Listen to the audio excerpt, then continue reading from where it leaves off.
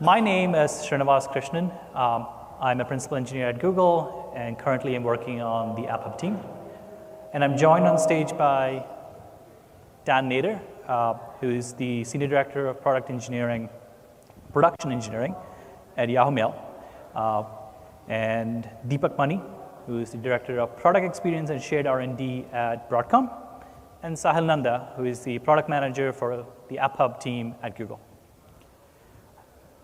In today's session, we're trying to cover a lot of interesting approaches, but the main thing is what we're really trying to introduce is a different paradigm, what we're calling an application-centric approach to platform engineering.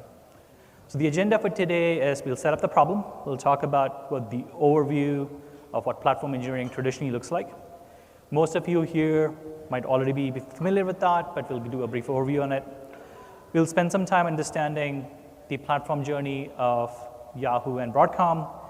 Dan and Deepak will cover that and the different challenges they faced on their journey. Then we'll jump back with me and Sahil to talk through what an application-centric approach could help.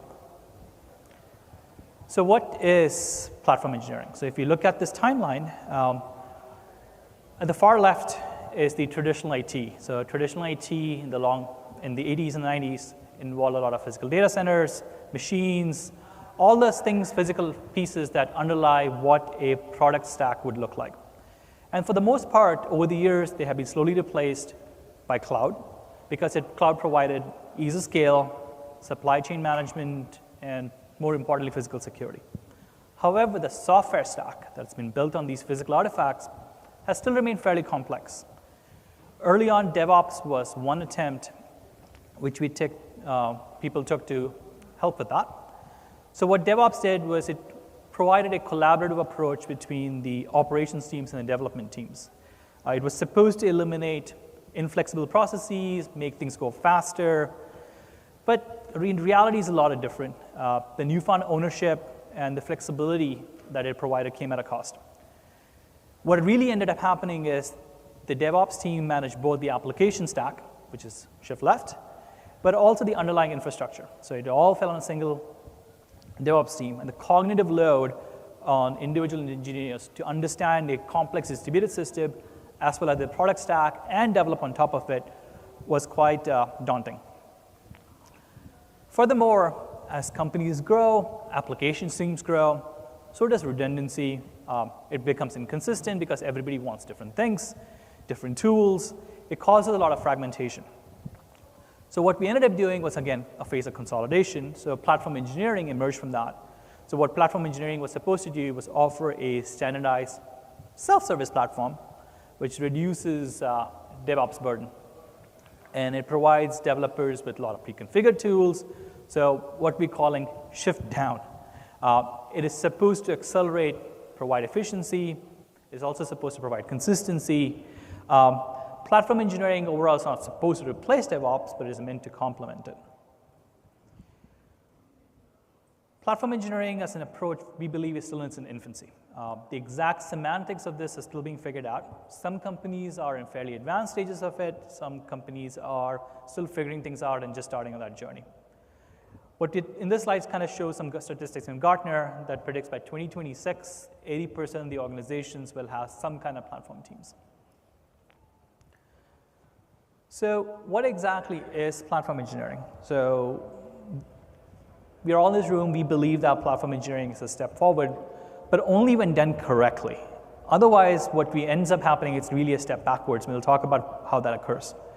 So if we break down platform engineering into some core tenets, what I really call the Goldilocks path or the golden path is really it's a flexible platform. It provides self-consumption, it allows standardization, it allows the product teams to go as fast as they can while providing standards that the infrastructure teams can maintain. It is really the Goldilocks zone, and it's really hard to get right. It is supposed to manage or self-manage in some ways. It's supposed to reduce the cognitive load on the developers, self-service as much as possible. It has a lot of managed capabilities so that product teams can focus on what they do best, which is build products, and the infrastructure teams and the product teams, so the platform teams can focus on the underlying infrastructure.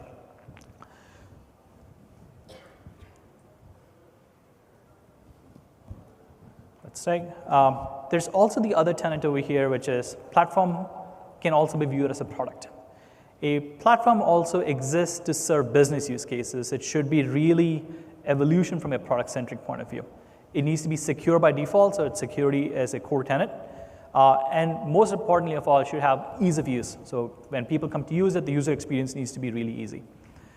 Most enterprises on this journey are very early on. They're picking up as they come along. And we believe that as this space evolves, things will get better as they go. So building a platform, though, is hard. What I mentioned, the Goldilocks zone or the golden path, providing flexibility as standardization is really not something easy to do. So if we take an example of an e-commerce business, which has 3 product areas in this case, there is a front-end team, an ads and a catalog team. They build their product on a centralized platform. They've shared infrastructure. They have different needs, though. The front-end team, they have different expertise, but the requirement from the platform team is they really want high availability. The ads team does a lot of analytics. They want to do machine learning. They want ability to query large amounts of data, and they have different people and different personas. They have data scientists, they have developers, all mixed in that org. And then there is a catalog team, which is really going fast. They are iterating really, really fast, and they want to launch new features because they're testing a new market strategy. So you can see in this example, we have 3 completely different product teams. They have very different requirements, and they're very flexible. They all want flexibility, but at the same time, they want standardization. One thing that can occur with that is that the catalog team might want to use the standardized tools, but because it's slower, they still want to operate fast, they want to keep the shared infrastructure. What ends up happening is it creates scaling issues, because now we have 2 platforms. So there's a shared infrastructure which underpins everything, but the catalog team has built something new because they want to go really fast. So you have a bigger platform engineering team. You need 2 that needs to support 2 different platforms. There's a lot more cognitive load and maintenance burden that comes as part of it. So now reality is that we were started from a nice little place where you had a single platforms team, everything was centralized, you had standardizations, things were supposed to be flexible. Then they introduced one fork in the road where the catalog team or another team came in, and then they had their own.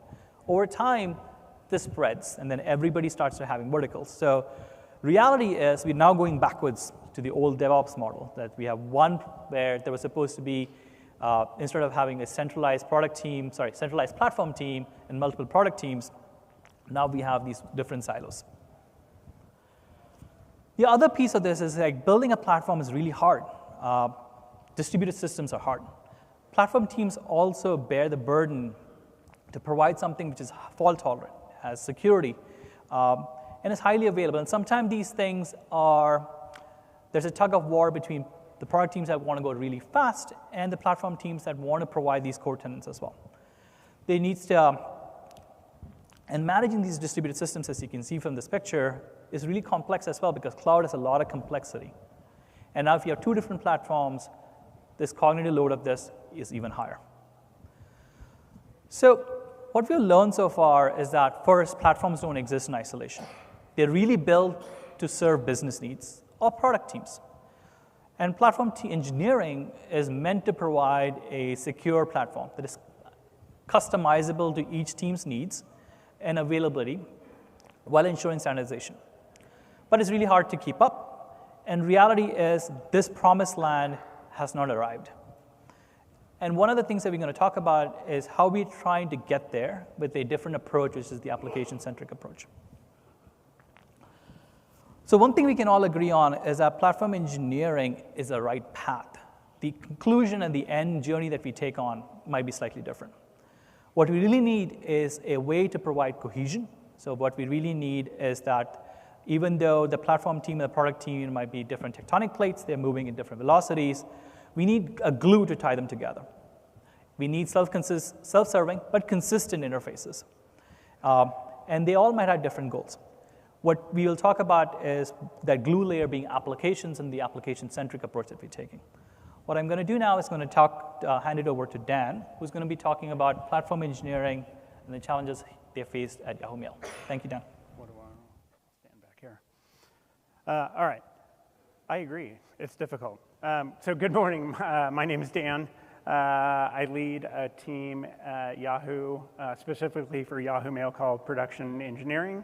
Depending on where you work, that might be called SRE, or if you're old like me, maybe you called it operations back in the day, or maybe even you call it platform engineering today. But if your job is to take a thing, understand how it works, figure out how to deploy it, figure out how to scale it, figure out how to make it secure, talk to other things, then we most likely have a pretty similar job. And we made some poor life choices along the way there. My wife says. I've been at Yahoo about 6 years and been kind of in the circle of web portals and search engines and all that for as long as Yahoo. In my mind, Yahoo is one of the sort of original gangsters of platform engineering. And if you think about the state of things in the mid-90s, there were no large-scale compute platforms that you could use to get much done. I don't know, a perfect example is like if you had to load share traffic across multiple machines in 1995, you were taking DNS sticks and rubbing them together and hoping that a fire started and things magically happened. So it's deeply in the roots of Yahoo. They took a kind of a grounds-up approach. They, at some point, bought land, built data centers, built all the software that runs in the data centers and controls them, kind of software stacks all the way out to edge computing software that was developed or popularized at Yahoo. Things like Apache Traffic Server, Screwdriver for continuous delivery, Vespa. We've certainly popularized Hadoop. We have a lot of infrastructure running on Hadoop inside of Yahoo. And there's a long list of internal platforms. But basically, Yahoo built a pretty awesome internal cloud. At least in all the things I've seen, it's one of the best.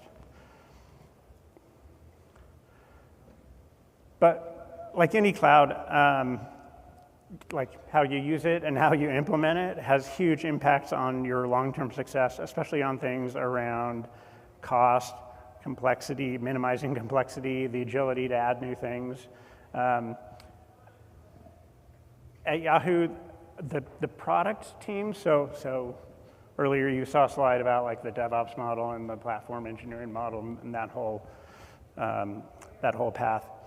At Yahoo, a lot of the application teams, even though there's a lot of standards around you must use the cloud elements, you can't just go off and choose to run something in a co-location facility and use your own stack somewhere.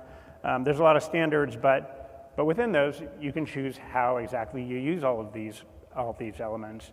And you end up with some pretty diverse platforms. Even in Yahoo Mail, which is very large, there's 5 or 6 really big software stacks that vary in capabilities, and they all had to scale their own way, and they have very different scaling models. We sort of ended up with different high availability models, and essentially there's like 5 or 6 big snowflakes that we're dealing with in Mail.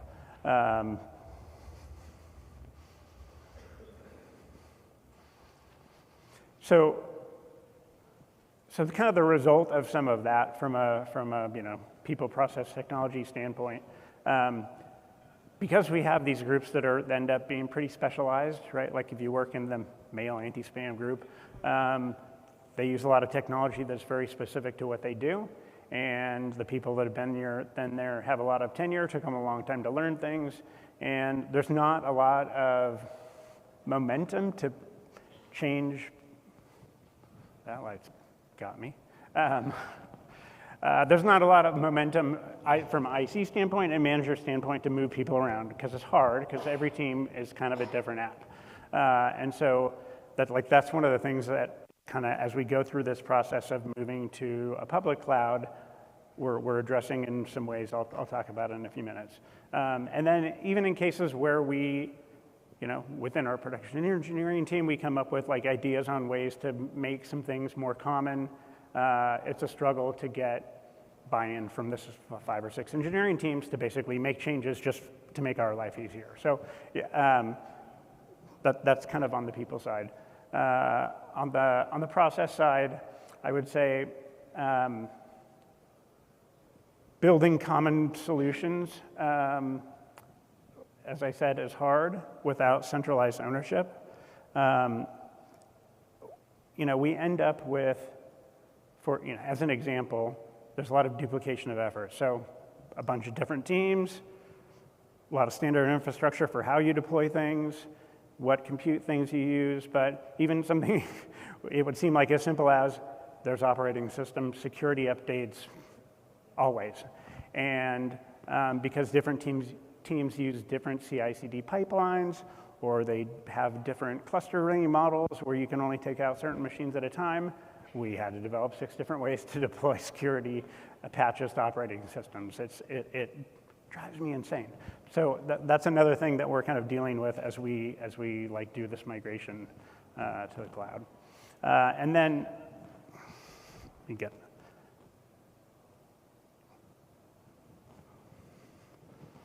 So on the tech stack standpoint, you could imagine, the streaming nature of like incoming mail and delivery and sorting out spam and all that stuff. Super different application than storing 6 trillion mail messages, right? They're just like, super different things. The stacks are different, and they iterated along the way. And a lot of times what has happened to us is there's kind of drift on like how you scale, the amounts that you can scale, and even it kind of blends down to HA models, right? Like the HA model for one of the components is kind of just not the right thing for another. And so we've gotten into this situation where it's, something like a region going down or a big region problem. It's not as simple as just like, okay, let's turn that baby off. And that is also one of the things as we're moving to GCP that we're definitely standardizing and making much more simple as we move forward. All right, so some of the expectations, I talked about a few of them already. One of the big ones is we have to keep being attached at the hip with the Yahoo Central Platforms team. They provide critical company-wide standards for us, especially things like security, like our naming structure for folders and how we use them, IAM, all those things. Like we do not want to do in a silo in our application. Absolutely not. But we do want to bring some of the platform elements a little bit closer to Yahoo itself. Sorry, getting caught up here. So we want to stay aligned with the central team, taking a horizontal approach for things like CI/CD, infrastructure as code. I mean, these are going to be critical things, especially like there's net new things, right? We're not just taking what we have, moving it to the cloud. There's brand new things. We're doing a lot of things in a program called Mail Intelligence, where we're exploring with tons of different AI platforms and use cases, and we want to make sure that that doesn't end up being like a very Wild West thing, right? Like 6 different teams coming to us saying, we're going to run this iteration, that iteration. So that is really an area where I think some of the standardization within the team is going to be super helpful. Let me see. As we move to GCP, there's a couple things here.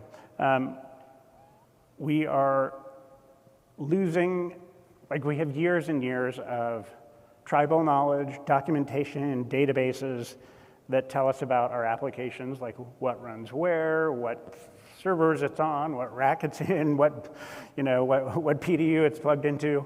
Like we have so much deep knowledge of how applications run and years of people knowing the things they're working on. And we're moving everything to a place where there's like a huge layer of abstraction that is a little bit of a black box to us, although I will say our Google team has been super transparent with us and really helping us build the right model. But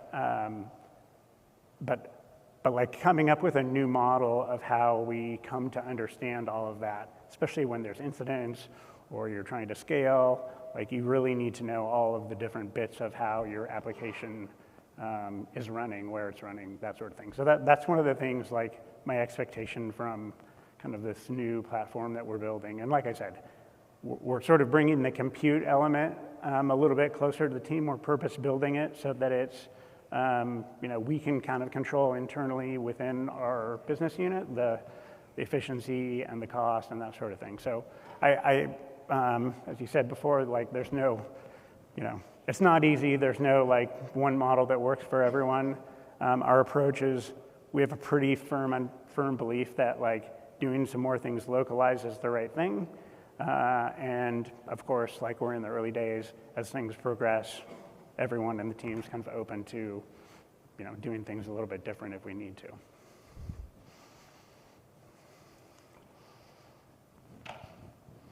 And Deepak from Broadcom is going to be up next. Thank you, Dan. Good morning, folks. So I am Deepak. I lead shared R&D and product experiences for a division called AOD in Broadcom. So if you look at Broadcom structure, we have multiple business divisions, and I have listed a few over here. Agile Operations Division, what I work for. The mainframe software division, which obviously is the bread and butter for our software group. And then the newly acquired VMware Cloud Foundation is yet another division. What we have underpinning most of these is our central engineering services team, which takes care of, as we describe, these, the infrastructure. They are the people who manage the infrastructure. And we are a huge partner of Google, and most of our infrastructure actually runs primarily on Google infrastructure. AOD is a business unit, and we have a bunch of products which are SaaS, primarily SaaS, and then we have a lot of products which are also traditionally on-prem because they are legacy, having come through CA Technologies, which was acquired by Broadcom a few years back. So I'm going to be talking about the product perspective about using platforms and the experiences that we have had working with this central engineering services and how we have worked together to improve the experience for all our developers. Same, looking at it from people, the process and technology perspective. As we started out on the journey of moving to a centralized platform, it's always about people and people's mindset. Product teams are accustomed to doing it their way, their own way, and it's really hard to get people to change, especially when some of the ownership of infrastructure is trying to move away from a product to a platform. And as the charter for a platform team, it is like to standardize. Why? So that you can save on costs, so you can improve securability, there is observability that comes in, and you do all the things that it takes for you to optimize costs and also provide services without having a lot of proliferation of diverse technology across the board. In this, you usually find that there's a lot of miscommunication that happens. People lose ownership. People want to take ownership because they have been given a charter, and then it's just meetings after meetings after meetings. And I know a lot of people have been in those where you all get in for 3-4 hours, end of the day, nothing gets done, right? Misalignment. And the processes don't help either. We also get stuck in when we are going onto platforms because there is, different ownership levels. You have a ticketing system, and you have to go through the ticketing system, and the ticketing systems have limitations. Like, for example, there was once a ticketing system that was built where if you had to open a firewall, you had to raise 1 ticket per port. Now, come on. How many tickets would you raise? So what people did, they didn't even escalate it, right? They started creating tickets over tickets over tickets. And then the team who was supposed to kind of fulfill them started, going through the tickets, enabling the product teams. It just took a lot of time. Sometimes following the processes to a T without visibility into what a product team wants or what a platform team provides leads to a lot of wastage of time, resources, money, and all that. And we've all been through that in multiple iterations. Governance is a problem. If you're running a product, how do you know that you're compliant with what are the published guidelines? Is there a single place you can go and find it out? Not really. You can get it done, but it's not an easy job. And then there's the technology thing at play here. Because products, they say, oh, this is a cool technology, some developer decides to use something to enable a particular feature, and then that becomes part of your tool chain, and now you have to require to support it. And there are lots of opportunities. There are a lot of tools available for people to use right now, and people prefer certain kinds of tools. And so you can really get into a lot of diverse tools which could then cause issues later on, because most of these tools then have vulnerabilities, security issues. Think about the pain you'll have to face when you're going through a security audit. Then you also have the problem of legacy products. When you're trying to onboard them onto a platform, the platform does not have the features that your product wants to get built. The platform which gives you a CI/CD pipeline, you can't onboard your product onto that because it does not have what you want. What do you do in that case? I agree, it's a temporal thing. It'll get fixed over a period of time, but these are challenges that every organization walks through. And every time you walk through such a challenge, the wish is, oh my God, if I had something to help me manage this better, wouldn't it be great? For us, one of the biggest issues is with infrastructure proliferation. When we did our migration journey, because of various rules that existed over points in time, each of our applications or products, as we call them, proliferated around multiple organizations, multiple folders, projects, right? There were things that were done for optimization or things that would allow you to do things in a particular way as you started off. They became bottlenecks later on, and people couldn't figure it out because they didn't know where parts of their application were running from. And as people change over your DevOps teams, over your product teams, there's either you're spending a lot of time on documenting this, or certain things just slip through the cracks. That's fine. Now someone comes and asks you, okay, how much does managing this product cost? What? Okay. I have these 18 different Google projects that I go to, run reports on them, get data or get all the data, put it in a Looker, put it in BigQuery and run Looker reports on them and come back and then find out I missed 30% of the projects that were there in a different environment because they were running in the Europe region. And so you go back and do all the work all over again, right? These are all practical problems that we face because of infrastructure proliferation. The other thing, I talked about the service ticket thing, but people decide to automate. They don't want to create it, even if it means creating a tool to automatically go and fill the ticketing tool that you have with information and create tickets. They do that. A lot of shadow IT tools get built to cater to your particular needs. If you go to Google Cloud Console, you can spin up VMs. But what if your product required you to spin up VMs of a particular type because your organization had purchased cards from Google for that? You can't stop people from doing that. But what if you could actually find out what they were without going and spending a lot of time and saying, hey, you shouldn't be doing that. This thing cost me a lot of money. Think about where you have a project which is tied to a single region and you have multi-region storage buckets enabled in that. For what? You're paying thrice the price for nothing. Again, practical problems. The reason why you couldn't do anything about it is there is no visibility. There is visibility if you look at it from the infrastructure perspective. There is no visibility if you're looking at it from your product perspective. So what do we, as AOD, as part of Broadcom, want? So working with Google, one of the things that we said that we want is a single control plane for whatever we call as a product, which allows our stakeholders to get answers to what is the infrastructure we are running for a product. This is, again, completely your perspective. not Google's perspective. If your product was like, mine is called Clarity. So like, what infrastructure is Clarity running on? How much does it cost? Across all the environments, across the regions, how much does it cost me to run this? Is it healthy? Are there alerts? Can I look at all of this without going through 50 alerts and 20 different views where I have to change the context of a Google project? Unless I use some third-party software and then do something about it, I can't get it.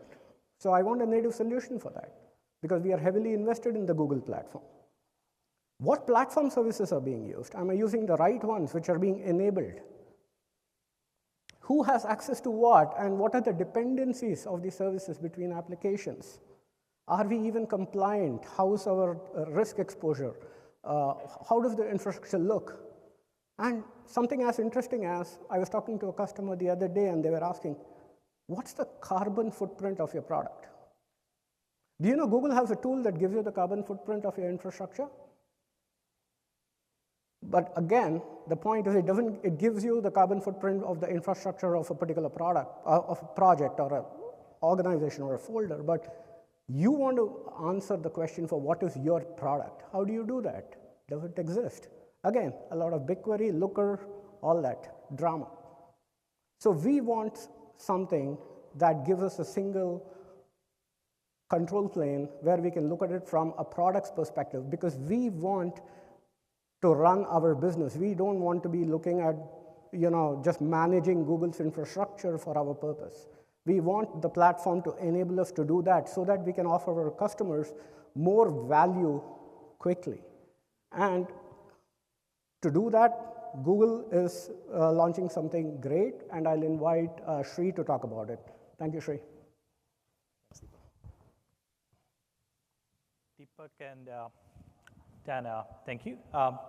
I could go on to talk about why we built AppHub. I could spend an entire day, multiple days on it, but I think Deepak kind of captures the frustrations about the limitations, the existing platform, cloud-centric platform offerings that we have.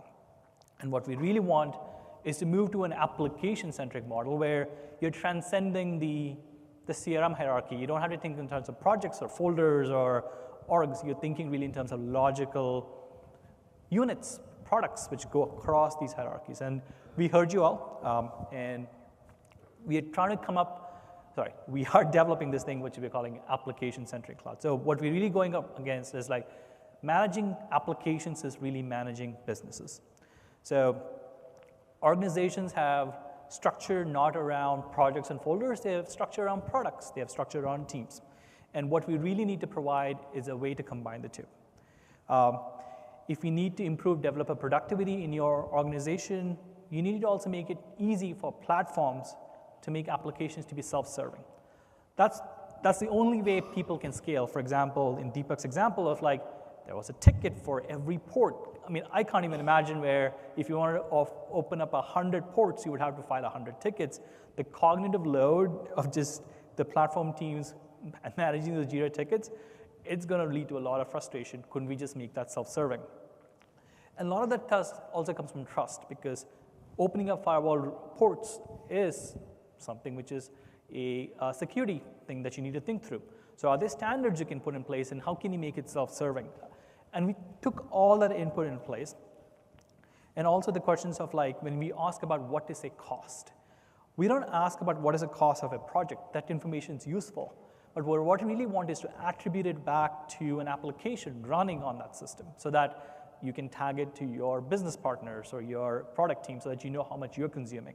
That's the way you foster collaboration, which is to say, hey, your checkout application is costing this, your backend applications, which are data analytics, is costing this, instead of just saying my project with my Kubernetes clusters, my GC VMs total is costing me this much. That information is not that useful because then you have to go through this rigmarole and Rube Goldberg machines or Google Sheets and Looker dashboards to kind of come out. The goal is to kind of make that really simple. And to do all that, you need context, and the context is really the application context which you're placed into. So going through this, one of the things that we're introducing is this concept which is like an application. If you look at an application and look at it as a box, is really layered intent. So platform teams provide the intent for infrastructure resources, security and compliance guardrails.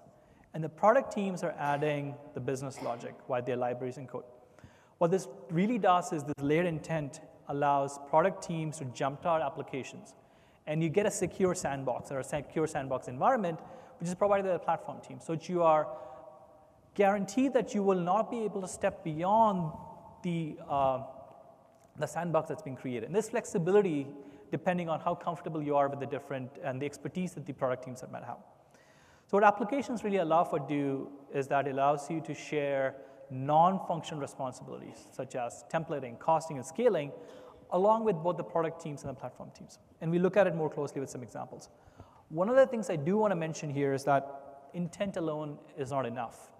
You need to make sure that intent is held all the way through the life cycle during runtime, because you can create this, you can have an IAC template, but once you go into production, things can change. And our approach is slightly different, where we not only take intent, but we also make sure that intent is maintained all the way through. The first thing I'm going to talk about is really something we call Application Design Center. In the Application Design Center, this is where, for a greenfield application, you can use templates. So templates are the heart. So if you're a developer, instead of signing into a Google Cloud project, you sign into a platform. You sign in that has a list of predefined templates. You can customize it based on a different application that is.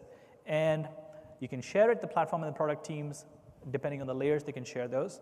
The platform teams, for example, has templates for the Kubernetes setup, and product teams can use those.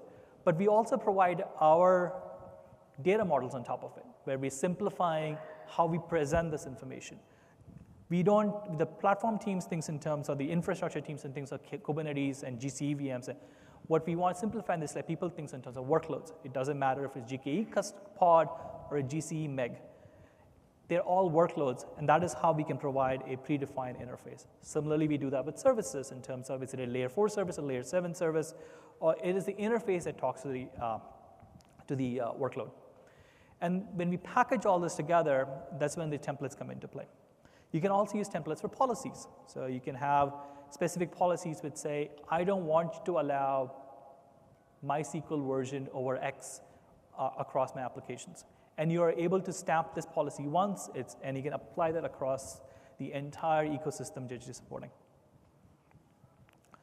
At a high level, what this slide is supposed to do is supposed to capture how are we connecting the dots and how we are making application-centric cloud a reality. I'll go through some of these in a little bit more detail in a bit. And I want to reiterate the thing. One thing we call out is we want to support both brownfield and greenfield systems. The Application Design Center, for example, is a greenfield system where you can define things from scratch. You can come in and you can deploy these template libraries exist. But then there's also in the greenfield system, the Application Design Center also allows you to get the full power of this approach from creating the templates to deployment to maintaining the policies all the way through. But also for brownfield systems, the application platform allows you to auto-ingest a lot of these existing systems that you already had. The amount of friction we're trying to limit that as much as possible. There's another talk later today, we'll go through how we actually do that, but at a high level, you include a bunch of projects. Those projects essentially are bringing in all these services. And as part of those services, they get registered into the thing so that you have a single pane of glass where you can see it. So first thing I'm going to cover from that picture is the Application Design Center, as I said, which is like it has the predefined and pre-approved templates. The policy templates, for example, could be provided by the platform teams, could be provided by the security teams. They're all getting pre-ingested into the system. And then they get deployed, and this is where the intent piece comes in. And then you can use your own CI/CD pieces to do it. But that's not enough, right?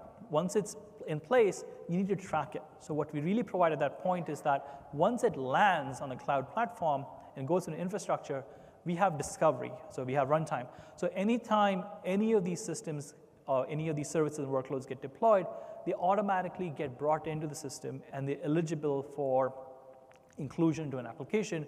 But you don't have to think in terms of, is it a cloud run service? Is it a GKE pod? you think of it from an intent, which is it's a workload which represents a specific unit. Similarly for services. So we really are trying to abstract away complexity at layers. So the application developers don't really have to think about the infrastructure limits. And this runtime discovery is really important because it's close to real time. We're constantly looking at everything that's happening and bringing in as a collection and removing that boundary of projects so that you can automatically see what's going on. There's also this other piece we call the SDLC registry that if you wanted to use it, you can provide more intent where you connect your CI/CD pipeline so that commits and other pieces are coming in as well so that they're also eligible and you're also able to look at it from a single pane of glass. And finally, the policy registry, right? So policies, once they go from templates to intent, they go into the system. And why is that important? It's important because a policy specified needs to be maintained. It is not enough to just say, I have port 80 to be blocked off, or I want MySQL version X greater than. Someone can come and mutate it. We are constantly looking at it, and we are observing the system and making sure there are no violations to the policy that occurs. And if a violation of the policy occurs, we are able to use the runtime orchestrator to bring it back into compliance. The other piece is that we also have, if people over here are familiar with KAIS, which is the asset registry, we also have the resource registry, which allows you to bring the full richness of GCP and include it about the full dependencies that you might be using in Google. And that is powered by what we are calling the runtime graph. So we are able to model all the interactions, or not just in terms of templated interactions, but also indirect interactions that you might not be even aware of. So for example, as Deepak was mentioning, I have a regional application which is talking to a multi-region bucket. The runtime graph will auto-discover that and tell you, hey, these two things are connected. This is application X and application Y. Did it really mean to have that? And you didn't have that exposure today, and you get that without having to do a lot of things other than just registering these applications to them. And at this moment, I'm going to hand the mic over to Sahil, who's going to be talking about extensions that we can do on top of the runtime graph. Right. Awesome. Thank you, Shri. Hi, everyone. My name is Sahil Nanda. I'm a lead product manager on the AppUp team. I'm going to talk, so she talked about like what how the graph is created and what does it power up, right? At the end of the day, one thing and the foremost thing that is important is what is the applications and what is it composed of? Like what are the resources part of it? So you can slice the graph for your application and understand what exactly is it composed of. Second thing of it is around network topology. How is the traffic flowing through your application? What are the services that it's calling? What is the flow of the traffic? How can that be optimized so that you can understand not just the flow, but also the metrics that are associated with those traffic? The last part is attack surface, right? So you learn about CVEs and you don't know what is the impact surface of that on my entire stack. The beauty of the graphs is that you can narrow it down and slice it to your application so that you can know whether it's impacting one application or the entire stack. The second part of it can be around bottleneck identification. So you can understand, you can do fault injection testing. You can say, okay, for this particular slice of the graph, let's do a fault injection testing, understand if that particular area is bottlenecked or not. You can identify the critical path, identify what are all the critical aspects of your application, and find out across applications how is the critical aspects of figuring it out. Growth simulation, you can understand that yes, if you increase the capacity for certain aspect of your infrastructure stack, is it only increasing, or what are the areas where you need to increase, and what are the other things where you need to increase the quota for other dependent services, because increasing it in isolation is not just sufficient. And people have talked about cost optimization and other use cases which are definitely important. You can also expand it to planned maintenance. You can understand that yes, all the infrastructure resources that are part of it, of your infrastructure and your stack, you can make sure that yes, you schedule your maintenance that is timed and linked to your applications, and all of those things combined, we are calling it as application extensibility. How do I extend? Because building application is just the base. The power of it comes from all the green boxes that you see on the right side of this slide is the extensibility, observability, optimizations, the auto scaling, the quota, the part around building and adding Gemini on top of your applications. So let's double click into that and understand observability a little bit more. The first and foremost, everyone's familiar with application performance monitoring, so I'm not going to repeat myself on that one. It's basically unlocked with applications as a concept. You can understand observability for your application in that context so that it unlocks the power of performance monitoring for that application. I talked about enriching the observability data on that application. So all the metrics, logs, traces, everything can be provided to you in that context. So within there, you get a one application view of your entire application together. The best part that I like about that is, if your application developer team added more services and workloads into your application, your observability dashboards can be automatically updated. You don't have to raise the tickets to call up your SRE team to add more things and build more dashboards on that. All of that is out of the box, and with one click, all of that information is available to you on your fingertips with zero additional instrumentation. And that's the key. The last part I want to talk about is informative alerting. If you have an alert, you don't know, there are alerts firing off left, right, and center, because if you're managing alerts at an infrastructure level, there are alerts everywhere. Now, if you come in and you don't know which projects to focus on, what infrastructure resources to focus on, the beauty of that is you can just come to App Hub and figure it out to understand with an application-centric thinking. Those alerts are all localized to one application, or are they spread across multiple different applications? So you can understand what is the context that we are looking at.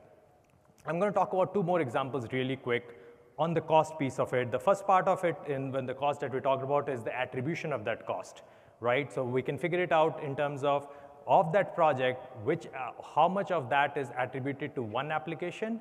So you can understand and attribute that cost appropriately to the right team. Optimize your cost. Identify all of your redundant infrastructure pieces, so you can optimize your cost. You can, whether it's across regions, multiple copies created for that infrastructure resources, so you can optimize the cost for that. You can also budget and charge back appropriately for the right team. All of that can be empowered by an application costing functionality so that you can understand your cost a little bit more in detail. The right side of the slide is more focused on the policies and the governance side of it, which basically comes around, I talked about vulnerability mapping, so I'm going to repeat on that, but on compliance as well. If the compliance is given to you by the platform teams by default, how do you know that, yes, what aspect of it for your application went out of compliance or not? You can have audit trailing and audit reports built from the application itself so that those can be provided to you at no additional instrumentation. And one more thing. So you built your platform, you build the applications on top, what now?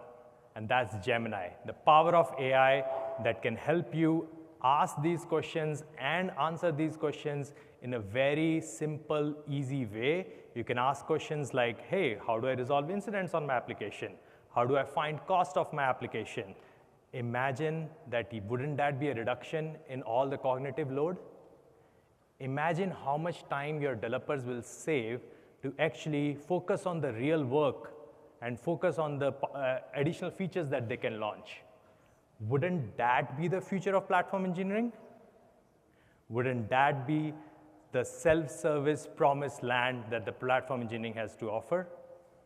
And with that, I wrap the session up. We have a focus mentioned in the dev keynote tomorrow, where we'll show a demo on the alerting side that I mentioned.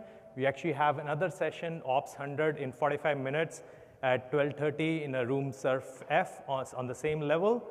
And we also have a booth, 1602, downstairs in the hallway. And we'd love to see you there and clarify any of the questions. Sorry, there wasn't enough time left, but we'll be available right outside to answer any of these questions that you have. And thank you all for coming. We loved the session. Thank you.